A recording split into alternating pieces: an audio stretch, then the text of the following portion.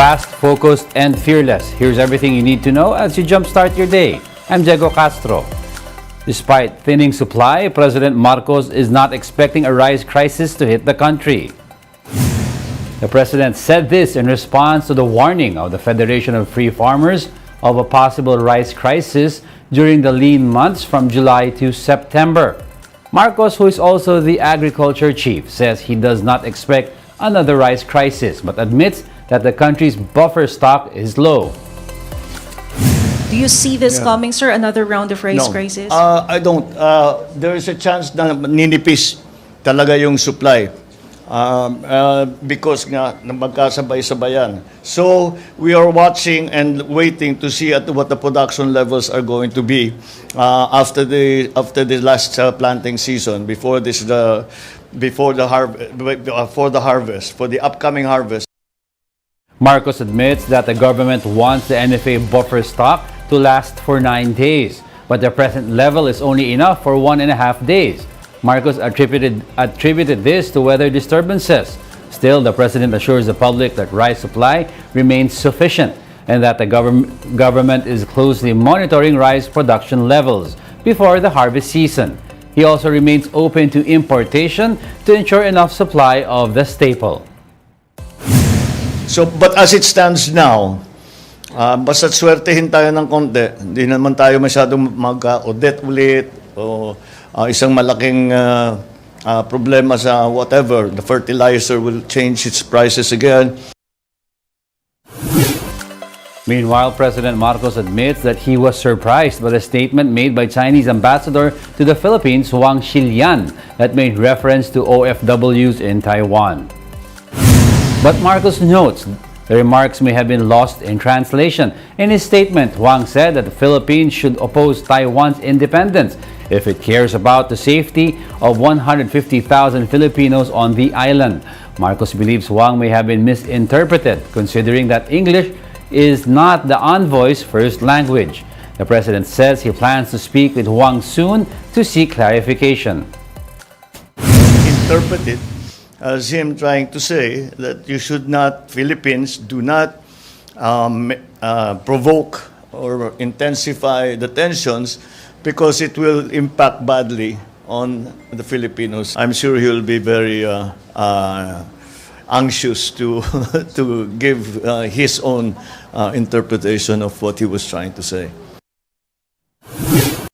Some lawmakers, including the president's sister Amy Marcos, expressed fear that the U.S. may use the new EDCA sites to store military assets to defend Taiwan should tensions escalate between the island and China. But the Foreign Affairs Department says the Philippines may choose not to allow the U.S. to use the sites for activities not specified in the agreement. Camille Samonte with the details. Bakit parang nakalimutan na natin, parang aasa na lang ba tayo sa mga dayuhan na ipagtanggol tayo samantalang ang ating sandatahan lakas ay nananatiling bulok, luma,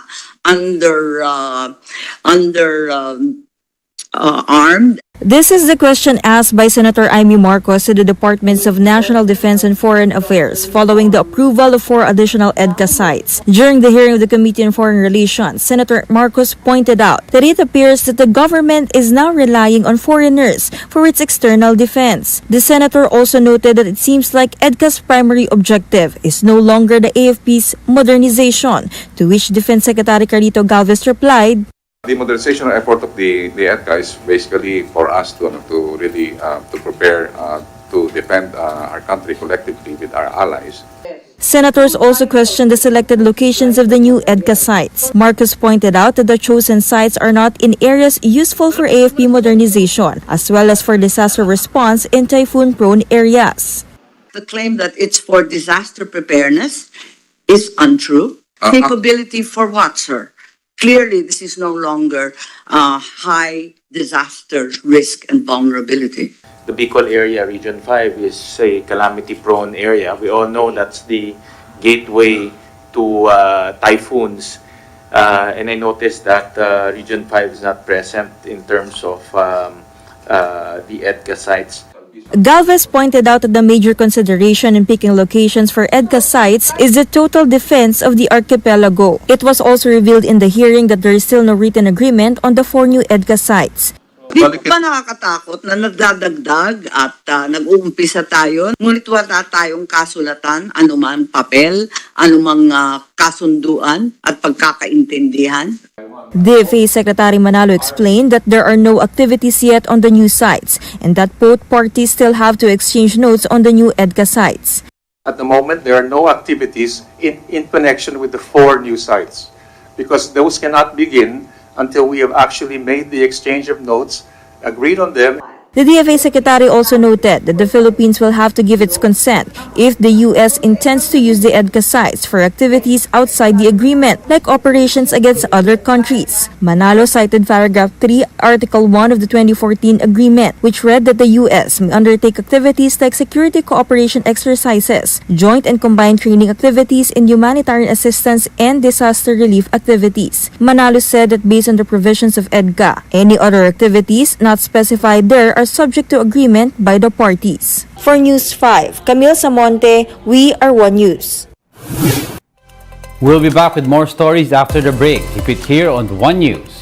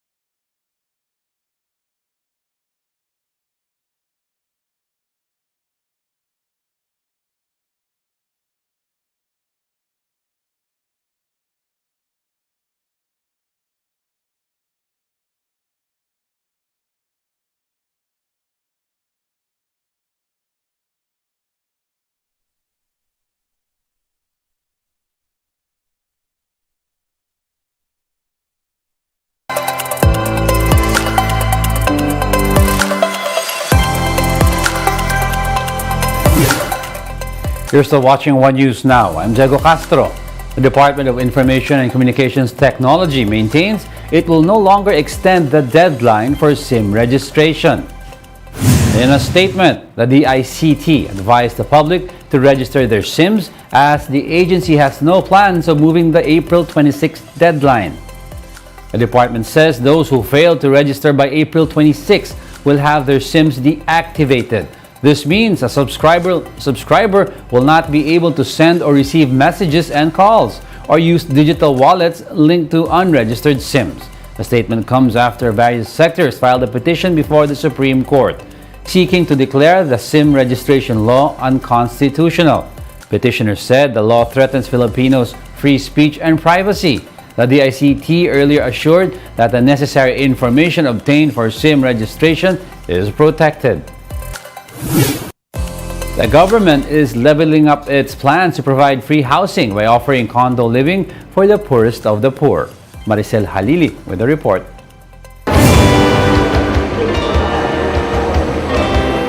has painted walls, spacious kitchen countertops, tiled floors, and a handful of amenities.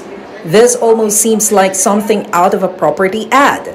But this is actually what the government plans to give housing programs beneficiaries: condo living for the poorest of the poor. To complete the experience, the project will include amenities like a swimming pool, a gym, and a playground for kids.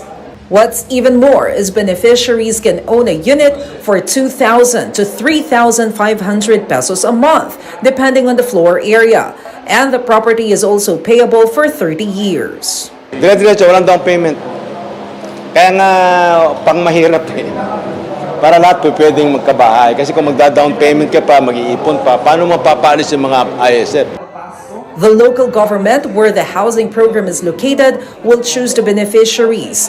In Bulacan alone, about 30,000 housing units will be developed in 6 different towns of the province. President Bongbong Marcos personally led its groundbreaking ceremony this morning. Bukod sa pabahay, ang proyektong ito ay magpapalawig pa at madaragdagan balang araw ang mga kaugnay na pasilidad tulad po ng edukasyon, pangalusugan at iba pa. Hindi na magtatagal. Ang proyektong ito ay magiging isang tunay, kumpleto at masiglang komunidad.